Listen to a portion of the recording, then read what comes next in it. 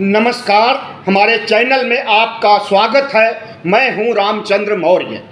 साथियों, 2024 के लोकसभा चुनाव में चुनाव जीतने के लिए नरेंद्र मोदी ने एक बहुत बड़ी गारंटी दी है और वह गारंटी है कि 2029 तक भारत को तीसरी इकोनॉमी बनाना और दूसरी गारंटी है 2047 तक यानी 23 सालों में भारत को विकसित राष्ट्र बनाने की गारंटी।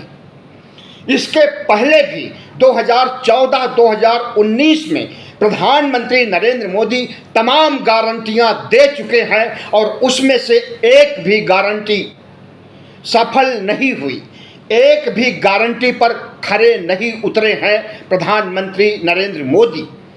तो कैसे मान लिया जाए कि भारत विश्व की तीसरी इकोनॉमी 2029 तक हो जाएगा और 2047 तक भारत विकसित राष्ट्र हो जाएगा। विकसित राष्ट्र होने का मतलब है कि गरीबी बिल्कुल नहीं, बेरोजगारी बिल्कुल नहीं, अमीरी छा जाएगी और देश को किसी चीज़ की कमी नहीं रहेगी। प्रधानमंत्री नरेंद्र मोदी ने जो सब्ज़बाग दिखाया है, अगर हम इसे आर्थिक आधार पर, सामाजिक आधार पर, राजनैतिक आधार पर देखना चाहें, तौलना चाहें, तो प्रधानमंत्री नरेंद्र मोदी के बयान की और उनकी गारंटी की धज्जियां उड़ाई जा सकती हैं। प्रधानमंत्री नरेंद्र मोदी 2014 में जो गारंटियां दिए थे उसमें से खास गारंटी है किसानों की आय दोगुनी करना, बेरोजगारों को हर साल 2 करोड़ नौकरियां देना, भारत को विकसित बनाने के लिए इस तरह की तमाम गारंटियां उन्होंने दिया था। लेकिन उसमें से एक भी गारंटी पूरी नहीं हुई। 2019 में भी उन्होंने गारंटियों की झड़ी लगा दी थी, लेकिन एक भी गारंटी पूरी नहीं हुई। तो कैसे समझा जाए कि प्रधानमंत्री नरेंद्र मोदी 2047 तक भारत को विकसित राष्ट्र बना देंगे? विश्व बैंक का कहना है कि $12,000 प्रति व्यक्ति आय सालाना जब हो जाती है और यह डॉलर की राशि अगर लाख में देखा जाए तो 10 लाख तक हो जाती है, तब जाकर के कोई राष्ट्र विकसित राष्ट्र बन सकता है। मतलब $12,000 प्रति व्यक्ति सालाना आमदनी इस देश में हर नागरिकों की होनी चाहिए 2047 तक। और अभी हमारी इकोनॉमी $3.7 ट्रिलियन पर है। 30 लाख ट्रिलियन डॉलर हो जानी चाहिए 2047 तक, तब देश विकसित राष्ट्र बनेगा। 3.7 ट्रिलियन से 30 ट्रिलियन तक पहुंचने में यानी 10 गुना का जंप लगाना होगा, तब जाकर के हम विकसित राष्ट्र बनेंगे। और 1947 से आज़ादी के बाद से अब तक 77 साल बीत चुके हैं। इन 77 सालों में हमने कितनी इकोनॉमी गेन की है? इकोनॉमी गेन की है या गरीबी गेन की है? 80 करोड़ गरीबों को हमने पैदा किया है इन 77 सालों में और उन्हें हमें 5 किलो राशन के आधार पर जिंदा रखना पड़ रहा है। इकोनॉमी का विकास नहीं हुआ और इकोनॉमी का विकास होने का जो सब्ज़बाग नरेंद्र मोदी दिखा रहे हैं उस पर कतई विश्वास नहीं किया जा सकता है। प्रधानमंत्री नरेंद्र मोदी तीसरी इकोनॉमी बनाने की बात कह रहे हैं 2024 तक। यह बहुत दूर नहीं है, 5 साल ही रह गया है। इन 5 सालों में अगर भारत तीसरी इकोनॉमी बन जाएगा तब थोड़ा विश्वास जग सकता है कि भारत विकसित राष्ट्र 2047 तक बन जाएगा। लेकिन ज़्यादा विश्वास तब भी नहीं जमेगा, क्योंकि अभी भारत पांचवी इकोनॉमी है और भारत की जो आर्थिक स्थिति है उसे आप अच्छी तरह से देख रहे हैं कि 25 करोड़ से ज़्यादा लोग अभी भी गरीबी रेखा के नीचे हैं। 80 करोड़ से ज़्यादा लोगों को 5 किलो राशन दिया जा रहा है, तब वो जिंदा है।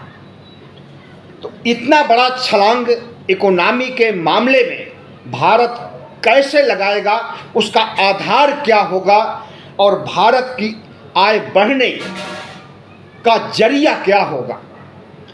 प्रधानमंत्री नरेंद्र मोदी ने जिस तरह से सब्जबाग दिखाया है और इस पर लोगों ने विश्वास भी जताया है कि हमारा देश बहुत तेजी से आगे बढ़ रहा है, विश्व गुरु बन चुका है और अब विश्व की सबसे बड़ी इकोनॉमी और विकसित राष्ट्र बनाने की दिशा में आगे बढ़ रहा है। लेकिन प्रधानमंत्री की असफलताओं पर कोई नहीं ध्यान देता है और प्रधानमंत्री नरेंद्र मोदी खुद अपनी असफलताओं को छिपाने के लिए गरीबी, बेरोजगारी, महंगाई, भूखमरी के बढ़ते हुए आंकड़ों को छिपाने के लिए नई नई गारंटियां लेकर के सामने आ जाते हैं और इन्हीं गारंटियों में देश की जनता को उलझा करके उनके वोट हासिल करने की कोशिश करते हैं। प्रधानमंत्री नरेंद्र मोदी कथनी और करनी में बहुत बड़ा अंतर है और इस अंतर को इस देश ने पिछले 10 वर्षों में देखा भी है। जिस तरह से हमारे देश की इकोनॉमी है और जिस तरह से भ्रष्टाचार व्याप्त है, जिस तरह से इकोनॉमी का ग्रोथ नहीं हो रहा है, उसके आधार पर कहा जा सकता है कि भारत 2047 तक किस तरह से विकसित राष्ट्र बनेगा। प्रधानमंत्री नरेंद्र मोदी लोगों को जिस तरह से आंकड़ों में उलझा करके वोट हासिल करते हैं और ज़मीनी हकीकत को छुपाना चाहते हैं, वह सबको पता है। लेकिन इन प्रधानमंत्री की गारंटियों से खासकर की इस गारंटी की हवा वहीं पर निकल जाती है जब हम देखते हैं कि हमारा विदेशी कर्ज कितना बढ़ गया है। आपको मालूम होना चाहिए कि सितंबर 2023 तक भारत के ऊपर विदेशी कर्ज 208 लाख करोड़ रुपए हो गया था।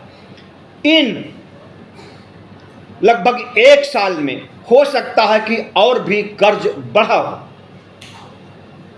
लेकिन इसकी जानकारी किसी को नहीं है कि हमारे देश के ऊपर कितना विदेशी कर्ज है और उसका ब्याज हमें कितना देना पड़ता है।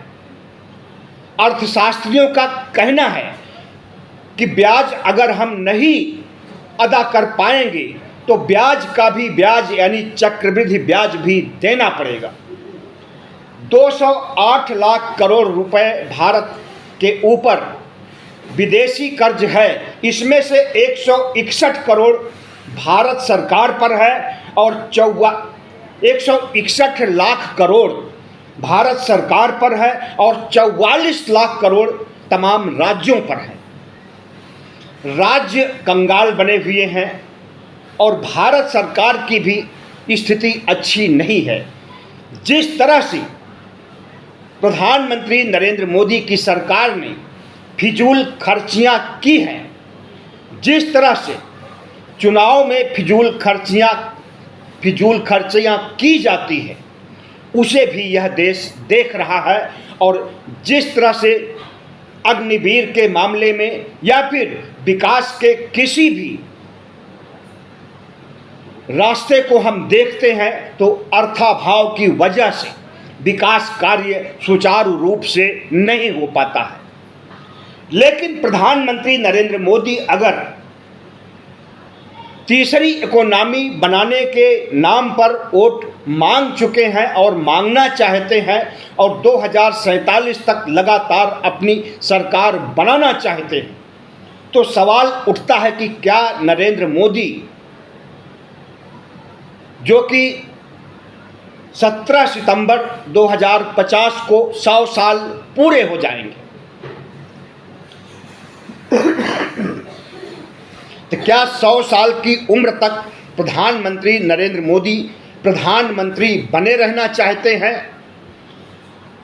100 साल की उम्र तक प्रधानमंत्री क्या काम करने के या शासन करने के लायक रहेंगे? अभी प्रधानमंत्री नरेंद्र मोदी खुद कहते हैं कि वह 18-20 घंटे काम करते हैं, तो क्या 100 साल की उम्र में भी 18-20 घंटे काम करेंगे? किसी को भी विश्वास नहीं हो सकता है। कुदरत के बनाए हुए नियमों के अनुसार प्रधानमंत्री नरेंद्र मोदी उसका अपवाद नहीं हो सकते और 100 साल की उम्र में राजकाज संभालने लायक नहीं रह पाएंगे, इतना ज़्यादा वृद्ध हो जाएंगे।